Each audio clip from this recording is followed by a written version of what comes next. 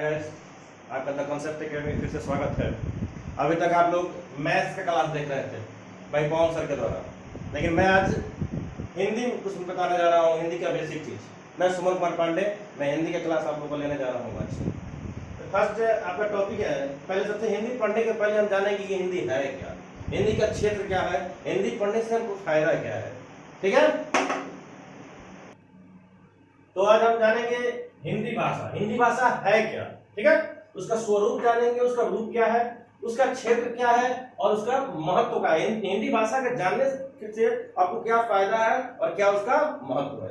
तो हिंदी भाषा, ठीक है, जैसे आप सभी जानते हैं कि मनुष्य क्या है, सामाजिक प्राणी है। मनुष्य क्या है, एक सामाजिक प्राणी है। मनुष्य को अपने विचारों और भावों को प्रकट करने के लिए तथा दूसरे को भावों और विचारों को समझने के लिए क्या चीज है, जिस माध्यम का प्रयोग करता है मनुष्य, वही भाषा है। यानी कहने का मतलब है कि आप अपने भावों को और विचारों को प्रकट करने के लिए आपके पास कई साधन है।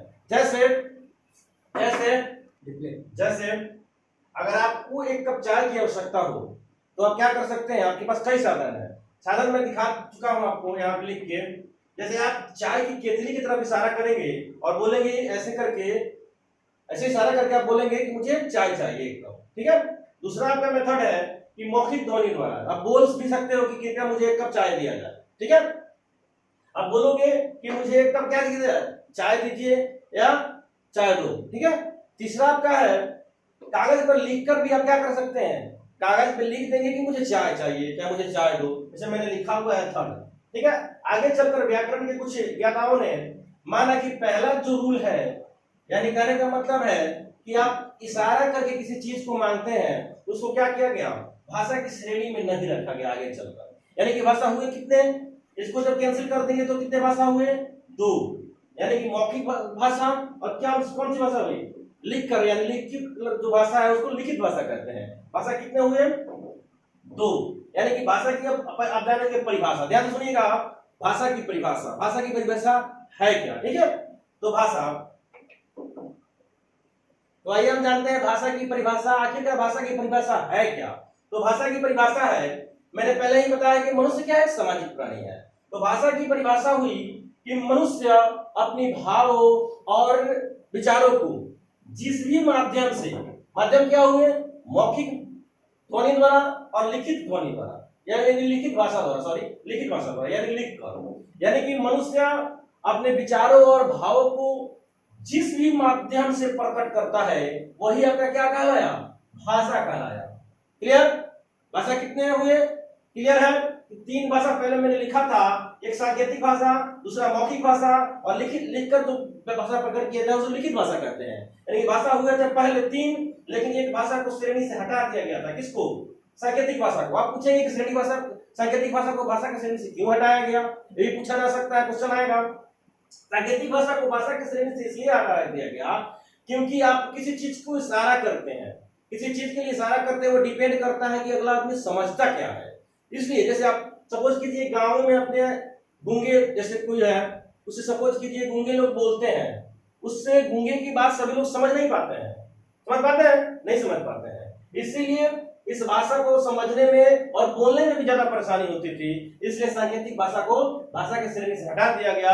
भाषा कितने हुए, मात्र दो। भाषा की परिभाषा मैंने बताई थी अभी कि भाषा उसे कहते हैं कि मनुष्य अपने भावों और विचारों को जिस माध्यम से प्रकट करे उसे क्या कहते हैं, भाषा कहते हैं। ठीक है, क्लियर। अब हम जानेंगे कि भाषा के प्रकार कितने हुए।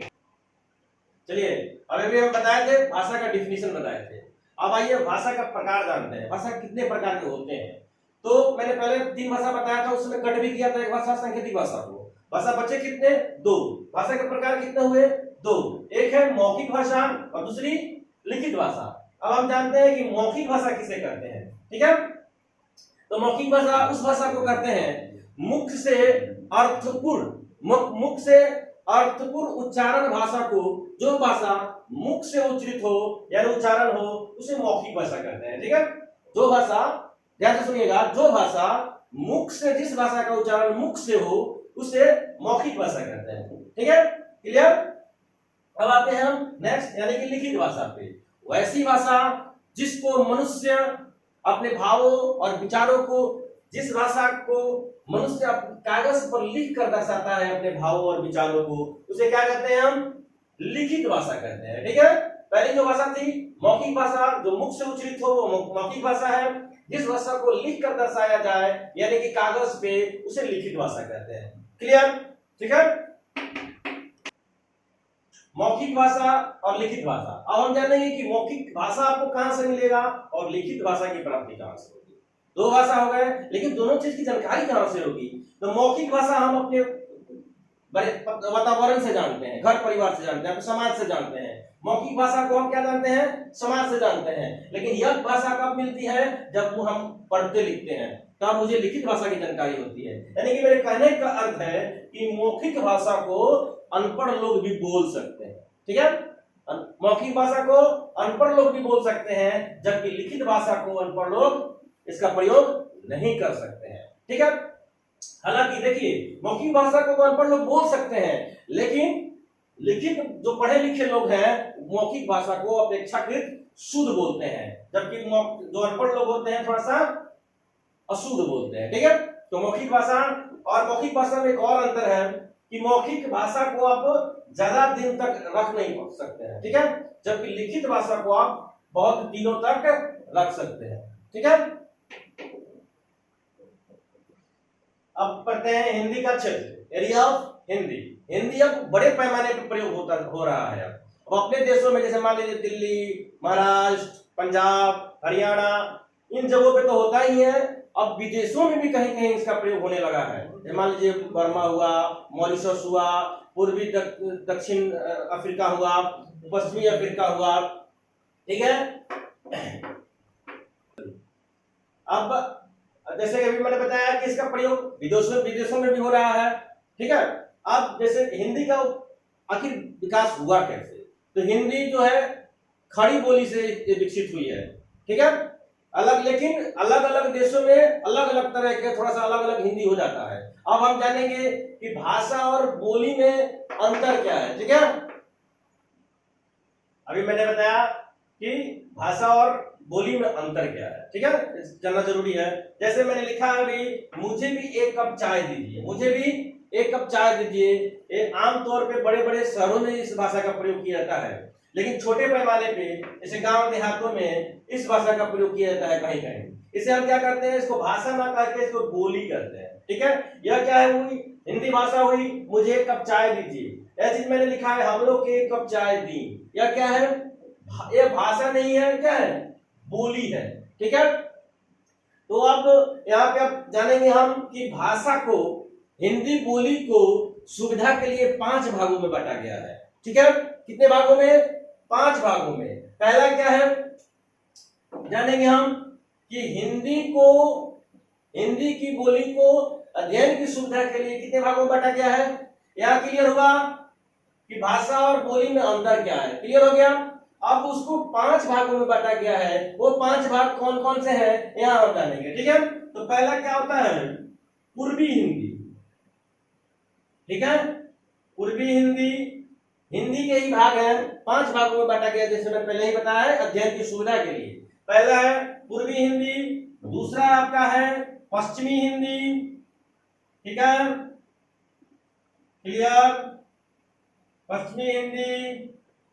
तीसरा आपका है राजस्थानी हिंदी। क्या? राजस्थानी हिंदी। चौथा क्या हुआ? बिहारी हिंदी। बिहारी हिंदी।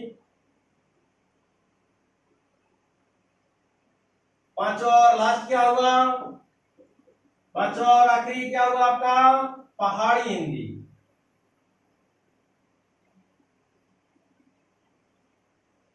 पहाड़ी हिंदी। कितने हिंदी हुए? 5 हिंदी हुए। पूर्वी हिंदी, पश्चिमी हिंदी, राजस्थानी हिंदी और बिहारी हिंदी, पहाड़ी हिंदी। अब हम एक एक करके पढ़ेंगे कि पूर्वी हिंदी किसे कहते हैं और पूर्वी हिंदी में कौन कौन से भाषा आते हैं और कौन कौन सी बोली आती है। ठीक, तीसरा पढ़ेंगे हम पश्चिमी हिंदी किसे कहते हैं, पश्चिमी हिंदी में कौन सी बोली आती है। तीसरा पढ़ेंगे राजस्थानी हिंदी किसे कहते हैं, इसमें कौन कौन सी बोली और भाषाएं आते हैं। चौथा हम पढ़ेंगे बिहारी हिंदी। बिहारी हिंदी देखकर आप लोग थोड़ा सा आश्चर्य महसूस कर रहे होंगे, लेकिन बिहारी हिंदी भी होती है, मैं बताऊंगा। ठीक है। पांचवा और आखिरी हिंदी है पहाड़ी हिंदी।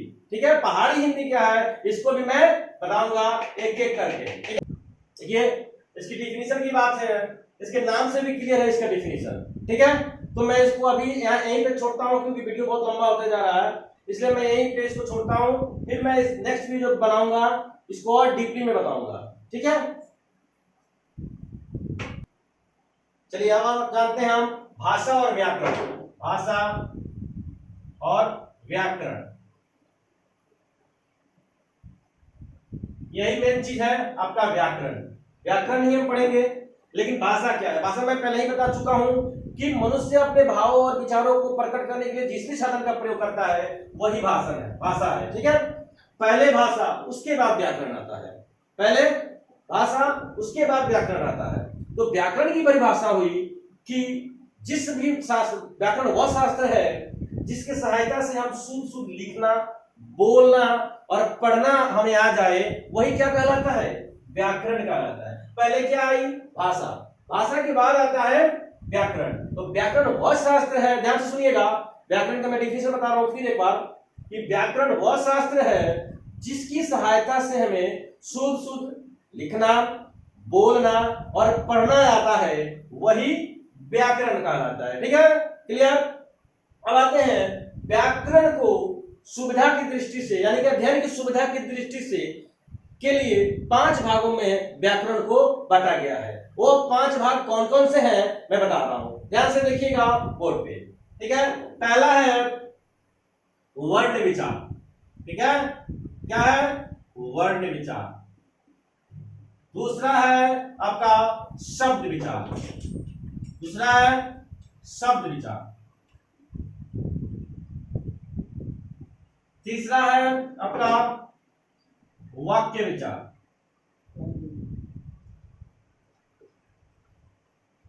ठीक है। चौथा आपका है, चौथा है चिन्ह विचार।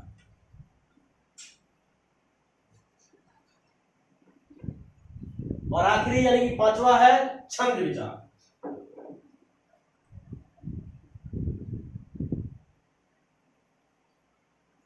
ठीक है।